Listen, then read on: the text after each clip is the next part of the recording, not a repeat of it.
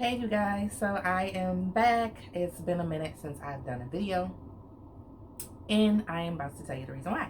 So last week, actually last Monday, I had surgery. Okay, I had an elective surgery. I decided that I wanted to go and get lipo, and to be exact, I got lipo 360 and I also got my hip dips filled. And if you don't know what your hip dips are, maybe some of you don't have them because everyone doesn't have hip dips. Some people say it's hereditary, some people say it's not. But hip dips is like on your sides. You know how your hips is supposed to be like smooth like that. Some people have that indent in their hip where, like, you know, you have your waistline and then it goes into your hip and then it dents in and then it pops back out into a hip. So I had like these really deep hip dips going on, so I got those filled in so that everything now is nice and aesthetically smooth, and there is no more indent on my sides, and where my hip dips used to be, it's now nice and smooth. And I got lipo 360, which means basically they go your stomach, your sides, your love handles, or flanks as they call them, which that was like a great help because that's where all my fat was residing. Was like, it was all just shooting to like my flank area and my love handle, so it was all just sitting there like it looked like a tire, I don't know. And they do your back, which I didn't need a lot done on my back because, like I said, it was all of my weight was literally going to my love handles and my flanks. I don't know what was going on, but I got myself together. I was like, you know what, this year I'm about to go get snatched. So this is, I'm 1 week post-op. 1 week, yeah, because today's Monday. So I'm 1 week post-op from last Monday. And I'm just going to go through my experience. So before I decided to get cosmetic surgery, plastic surgery, whatever you want to call it, I did heavy research. So for about the past year, I was researching. I joined a lot of Facebook groups, which were actually very helpful. So shout out to my Facebook groups that I joined that was for people interested in cosmetic surgeries, and like there's a wealth of information in there from people who are newbies like myself at one point and just looking for information, to people who are vets who already went through the process and was dropping the information, and you know, just a lot of information sharing going on, and support for other women, sisters, dolls, and things like that. So I researched it for a while and I settled on a clinic that I wanted to go to. I did decide to stay in the States and I went to Miami. Just me personally, it's not worth me risking going out of the country, and I hear like a lot of stories. It's just risky anyways, so I didn't want to further risk going out of the country and not coming back. Okay, so I decided to stay in the States. I went to Miami. I went to Avana Plastic Surgery. That was the clinic where I went to. As you start researching, use your discernment. If you join these groups, use your own discernment and your own judgment. First, you need to realize that Miami is like a hot spot for getting surgeries done. It's a hot spot, okay? Everyone and their mama is going down there to get things done. So all of these surgical clinics, outpatient surgery centers, are going to be high traffic places. So a lot of the complaints you're going to see about any of these clinics, including Avana, and I can also have the same complaint, right, is that no communication. My coordinators never got back to me. I email, I don't get a response back. I text, I don't get a response back. I call, I don't get called back. Things like that. And that's just kind of how it is, I guess. They deal with so many people. But as far as the doctors are concerned, that is what is most important, and not the facility itself and, you know, their mismanagement or their chaoticness at the facility. I got in and got what I needed to get done. My doctor was Dr. Dress. I love Dr. Dress. First of all, he's a very funny guy. He's very sweet. He's very warming and welcoming. You know, shook your hand and talked to you, made you feel really reassured that you were going to be okay during the process, explained everything to you. Great. Asked you, what do you want to get done? What's going on here? Look at you. Boom, boom, boom. And great. So I went there for my post-op on a Thursday, and I was there for like an hour and a half, and I was in and out. You know, some people may not have that same experience. Some people may say, you know, I was waiting there for hours, and you know, they're irritated, of course, and it could have just been luck of the draw that I got in and out. But on my post-op, my pre-op, I got in and out. Come operation day, I did not get in and out. They told me to be there at 8 a.m. because by law, at least Florida law, you have to be there 2 hours prior to your surgery. So I got there at 8. I was supposed to go back at 10. I didn't actually go back until 12 in the afternoon. Okay? So I was a little aggravated, especially not eating, not drinking anything. I was a little bit irritated at that point with that I didn't get seen until 12. But nonetheless, like I said, I went back there, talked to my doctor. He reassured me. We talked for a little while. I explained what I wanted, and he marked me up. Like you see on the show, he marked me up with his little markers and stuff like that, and then we was ready to go. His assistant, the surgeon's assistant, he came in when I was in the room, you know, as they wheeled me in there, put the IV in me, and he talking to me, and it was so funny because he was talking to me, making me laugh, and then I was like, you know, I taste something funny in my mouth. He was like, yeah, it's normal, that's the anesthesia. And then next thing you know, I was out. Like I don't remember anything other than saying it tastes funny in my mouth and him telling me that's the anesthesia. Next thing you know, it got hazy, I'm out. Next thing you know, I'm waking up and I'm done. So that's the cool thing about it, is that you're put under, so you're not awake during this whole 2 hour, however many hour long process it takes. You go to sleep, you don't know what's going on, you wake up and you're recovered, right? When you wake up out of recovery, due to the anesthesia, you are going to be freezing because your body temperature has to adjust itself again. You're going to be shivering and shaking and freezing, and that's exactly what happened. I was so cold, even with a cover on because they put a blanket over you. I was just so cold. And then you might wake up disoriented and not knowing where you're at or what's going on. Some people wake up crying. I don't. Maybe they had a dream. I don't know. But I didn't wake up crying, but I did wake up freezing, and I woke up like trying to get myself up from off the bed, and they kept saying, you know, no, you gotta lay down, you're gonna fall, Miss Green, you're gonna fall, right? So what do you need to know and expect for after? I would say after, like, first of all, it's not for the weak. It definitely isn't. This is a major surgery. So I don't know, a lot of times people have in their mind that you about to go get snatched. They about to put you on that table, and then the next day you about to be like having this body, and you're gonna be able to go out that weekend, go clubbing, go to the beach, go enjoy your new body. No, it's a recovery process. So if anything, I would definitely say, if you want to have yourself a hot girl summer, try to wait until, you know, get your work done during the winter or the fall season, so that you have a good solid 3 to 4 months to kind of recuperate and recover, because it's going to take time. They say up to 6 months for optimal results. So you're still going to be swelling and not swelling, and your skin is still going to be retracting and going down even after 3 months or 4 months, up until the 6-month mark. So the pain for me after the anesthesia wore off, on a scale of 1 to 10, was just like at a 6. Like it was just irritating.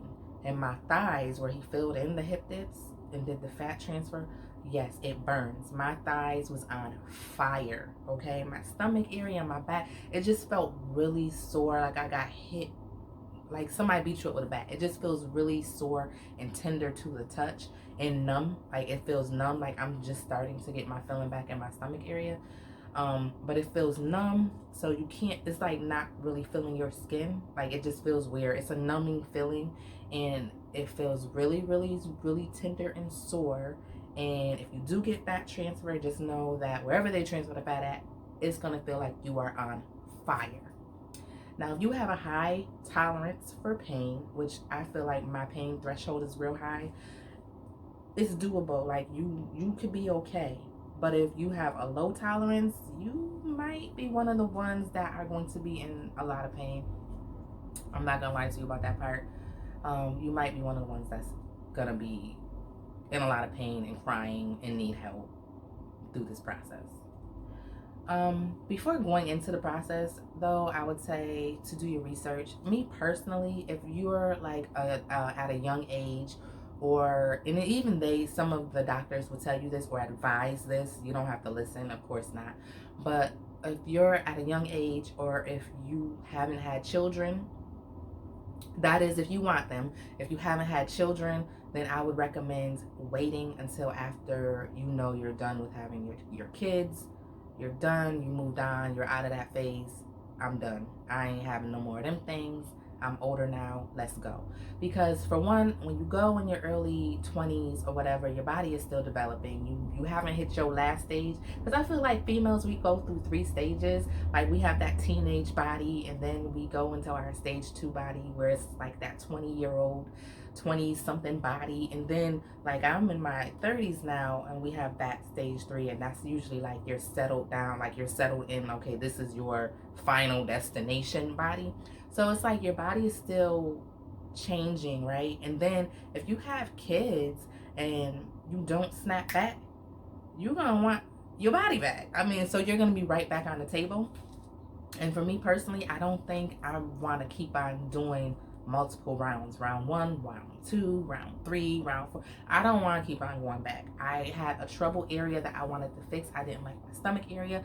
I didn't like having to, for a lot of females, for a lot of us, first of all, everybody has their pain points about themselves. But for a lot of us, especially our stomach areas, and after you have kids, even with exercising, dieting, all of that stuff, it doesn't snap back after a while like it should, because your muscles it's mush at this point. They're split open. They're never going to be the same again, and you just have that stubborn belly fat that you're just not going to be able to effectively get rid of that way, right?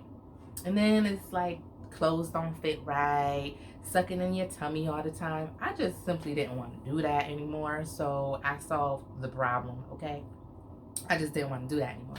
But yeah, I would just definitely recommend waiting until after you have kids, if anything, so that you're not spending money on multiple rounds going back to get the same thing done over and over and over again. That's a lot on the body. And plus, every time you go back, you develop scar tissue for one. So then every time you go back, it's more riskier for them to do it, because you're losing more blood, because then they have to go around the scar tissue and all that. So that's just what to keep in mind. I would say do your research, look up the doctors that you're interested in, join the groups, because they are very helpful. Also, what you don't see and what people don't tell you is that it's a lot of work. People just think it's the easy fix. And yeah, it's an easy fix because I got this area rectified that I was having trouble with, right? That's the easy fix part. But leading up to surgery, you have to be in good health. Your blood blood work has to be correct. Your iron has to be on point. Your hemoglobin, they check and see if your blood clots appropriately. If it doesn't, your iron levels, like I said, your iron levels have to be up to par. You have to be in good health. You generally can't have a lot of health issues to get this done. Your BMI has to be under a certain level. I think in the States, the highest BMI I've seen people work with was like a 36 BMI. So if you're like in the upper 40s, I mean, there might be people who will work on people with that high of a BMI, but you're going to have to try to get that down. And even out of 36 or 35, I would say still try to work to get that down. So a lot of people diet pre-surgery. They go on diets and watch their weight prior to getting surgery. And then leading up to the surgery, 30 days prior to the surgery, I had to stop smoking. You couldn't smoke anymore. And that's what kind of any surgery they tell you to stop smoking, or at least try to stop smoking a week prior to. They told us 30 days, but you want to try to stop smoking, because what nicotine does is it restricts the oxygen that your blood gets, which makes it harder for your body to heal its wounds and its trauma. So your best bet to healing quickly and effectively is to stop smoking, stop drinking, no alcohol, because alcohol thins the blood, so you cannot drink. And I wouldn't recommend drinking after either. They say after surgery you can't drink for up to a month. So I haven't had any alcohol in a long time, okay? So I had to stop drinking, I had to stop smoking. You have to do all that stuff. If you're on diet pills, if you're taking any supplements, all of that has to be stopped prior to surgery. And then after surgery, you still have to stop those things. And then after surgery, you can't go back to doing the same old things. There's like certain restrictions that you have to follow. Like, again, no smoking for the next 30 days, no drinking alcohol for the next 30 days, definitely alcohol, if anything. I mean, if you want to heal slow, that's on you, light it up, right? But alcohol thinning your blood, and if you catch a blood clot and your body is trying to heal, that I don't think that's gonna go over too well, right? And you have to watch your diet. So I'm supposed to be eating high protein, a lot of good fatty foods like avocado, fish, lean meats, things like that, nuts, lentils, things like that. That's high in protein, because it's going to help you recover, and then it's going to help the fat that was transferred survive, because now that fat is being transferred to another area of your body. So now it's either going to thrive or it's not going to thrive. So the best chance in helping it survive and to thrive, being transferred to a new area, is to what they call feed the fat. And you have to feed the fat with good fatty foods and high protein. So you can't go back, and no low sodium, like no salty stuff. Like if you're a person who craves salt and sodium and eating noodles and ramen and French fries, and like, you can forget all that stuff. Pizza, like, you can forget all that stuff. You can't eat that for at least the next 30 days. And even after, you should still try to watch what you eat, because you can always gain the weight back, and then that defeats the entire purpose of why you got this procedure. It defeats the purpose, right? Now, they do say you can either lose maybe between 10 and 15 pounds and still be in the okay area where your results will stick, and you won't have like loose skin and whatnot because of the weight loss. And you can maybe gain up to 10 pounds and still be okay, where you won't have like new fat developing. But anything beyond that, and you're just gonna flub up your results, and you're gonna be right back at the table or complaining that your surgery wasn't successful, but really you weren't the one that was successful. So it's still a lot of work after the process. How I feel now, oh, and then after you do get your surgery, you will have to get lymphatic massages. So in Miami, there's so many places, so many people. That's a whole different hustle. Like, you can get some money doing those things, right? But there's a lot of lymphatic massage parlors and places you can go. I got one done at Avana because they offer them too. They came in my package deal, but it sucked.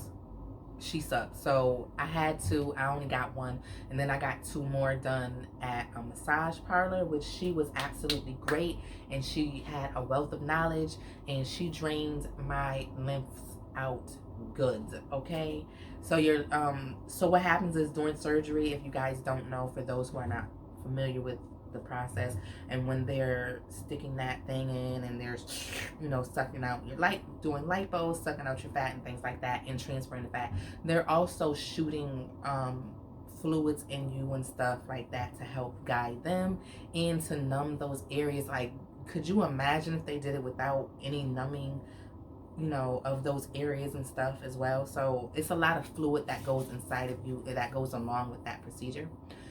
So you have to try to drain your lymphatic system. So when you get off the table, you're either going to leave with drains, which I didn't have drains, or you're not going to leave with any drains. So I didn't have any drains put in, which I'm so happy I didn't have any drains. And basically, it's like a tube that catches all of the fluids, and then it's connected to this little thing that catches the fluids, and it'll fill up, which is less messy than no drains. It definitely is a lot less messier than not having drains. And I think what they said was, it depends on like who gets them and who doesn't, because my doctor, he does do drains, but then he doesn't do drains, and I didn't get drains, right? I think they said it's dependent on how much you weigh and your health, whether or not you get drains, or they feel that you need them. I guess he felt that I didn't need any drains, so I didn't get any. but you will leak a lot. So when you see people in bloody fahas, like my mom was just like so freaked out when she seen me and my bloody faja. Oh my God, what's wrong? Like, that's normal. It's more fluid than it is blood, but of course it's gonna show. I mean, obviously it's inside of me. It's gonna show up with some blood, but it wasn't a lot of blood that I lost. Okay, it just looks like that, but it's mostly fluid. And then even after you remove your drains and your incisions close up, because now, my stitches, I have to get my stitches removed, but my incisions have closed up now. You're still going to need those massages to get your lymphatic system going so that you can pee out the rest of the fluids, because you still have those fluids inside of you. And what's going to happen if you do not get your massages, which is hard, there is no places where I am. I couldn't find any ways to Google that does lymphatic massages, so I have to self-massage, which I would prefer going to a place, but whatever. But what happens when you don't get massages or the appropriate amount of massages and you still have remaining fluid left in you is that you're going to either develop fibrosis or you're going to have fluid pockets. And you don't want neither one of those. You don't want to have hard spots going on, especially if you lose weight. And if you ever notice people who have gotten lipo and they are kind of skinny and they opted to not get those massages, or they didn't get enough massages and they got hard spots, you can kind of see, like, on their stomach area, it looks kind of rocky or rough, or just, it doesn't look smooth. That's because they have fibrosis and they have hard spots here, there, around the stomach. So it's important to drain your lymphatic system and get massages. The first week you want to get one every single day. The second week you can kind of move up to getting them done 3 or 2 times a week, and then so on and so forth, maybe once a week, until you feel like, I'm good, I don't need them. And getting massages also helps contour and shape your results in your body so you can get the best results. Like I said, since I couldn't find anyone locally to really do a lymph massage, I did go to this one place who offered medical massages, but it was definitely not the same. So it wasn't even worth the money to keep going there. So I'm just gonna do it myself. But yeah, you definitely want to do that. Get your massages and your aftercare. So this whole thing is a lot, and it's a long process, and it's costly because those massages cost money as well. If you're in a place that they do have those contouring parlors that do body contouring and those lymphatic massages, lucky you. But you are going to have to make sure you book those as well. Get you a 10 massage package, you might as well, and that's an additional cost to the procedure that you already paid for, because like I said, afterwards you still have to do things, okay? But that is where I've been. I'm still recovering. I move slow as a snail. I'm sitting here and I sound like I'm talking like, hey, I'm fine, everything's fine. Like, I still feel very tender. I'm definitely still swollen because I can tell, I can feel it. I still feel very tender in my stomach area and like some on my sides. And like I said, I'm just only 1 week post-op, but the pain from where it was on Monday, Tuesday, and Wednesday of last week is nowhere close to that. I don't even take my prescribed pain pills anymore. I think I only took them for that first week. But as of like this past weekend, Saturday, I think was the last time I took them. And I haven't took them since. I don't think I need to, really. So that's a good thing. But yeah, so that is that. And I will show you guys my results and how I look now. That's why I got this on. I don't have my faja. Oh, let me just show you the faja. This one happens to be my favorite one. This is my favorite faja because it's so comfortable. I need to order me another one. But this is my favorite one so far. It's so comfortable. And this is a stage, I want to say this is a stage 2. This is a stage 2 faja. So when you're off the table, and you are going to be real swelled up. So when you're off the table, they're going to put you in what's called a stage 1 faja, which is only light compression on your abdomen, your stomach area. And then This area, you see this cloth pocket so that my butt and my hips and stuff can breathe. So this area is out, and then your legs get compressed or whatever down here a little bit. So that's what you want in your faja. So a stage 1 is just a really, really light compression because you're still pretty swelled up. So I started out in a 5X. But I'm not even a 5X in real life. But yeah, I was swelled up. So I started off, and you want it to have a light compression. So you don't want to get your actual true size, because then you're going to be too compressed. Okay, so a light compression, I was in a 5XL off the table. Then I moved down to a 4XL, and that's the one I wear now throughout the day. And this is my 3XL. And I mean, I like wearing the 3XL, but I feel like it's still a little bit too tight. Like, even though this is my favorite one because it is extra comfortable, I can't wear this one to bed, and you do have to live in this thing. I'm out of my thing. You can be out of your faja for like 2 hours a day. But pretty much for the next few months, I'm going to be living in this, and that includes sleeping in it. So I don't sleep in this one because it is still a little bit too tight. So that's why I said it's a stage 2, because I'm not really ready to be in this one yet. But I do wear it from time to time because it is comfortable, and I do like the extra snugness, if I can handle it that day, on my stomach area. But yeah, let me and I got three of these so far. I got 2 stage 1s. Yeah, I got 2 stage 1s, and this is my stage 2 faja. But let me show you my results, you guys. Hello. Okay. So this is my results so far. And now my trouble area is I had like all of this was just filled with like my love handles and like what they call it, my flanks. So once he removed all that, you know, my projection came back, right? All of this came back once he removed all this that was around me like a tire. So as you can see, my back is already down, right? And then you go to the front, bam, bam. And I'm still pretty swollen on the sides, so I'm pretty sure this will go in some more on the sides to give me a more of a curve. And then from this side, I'm still pretty swollen. So ultimately, oh yes, especially right here, it's so tender. So ultimately what the goal is within the next 3 months, I hope my stomach is like this afterwards. Instead of where it's at right now. But yeah, that is my results, and that is only after 1 week post-op. And like I said, I'm still very swollen. So that's where I've been at. I move really slow because it's just real hard to like bend down. It's hard to like transition to certain positions. Ooh, I'm sitting down real slow right now. But yeah, it's hard to bend down and to transition into certain positions.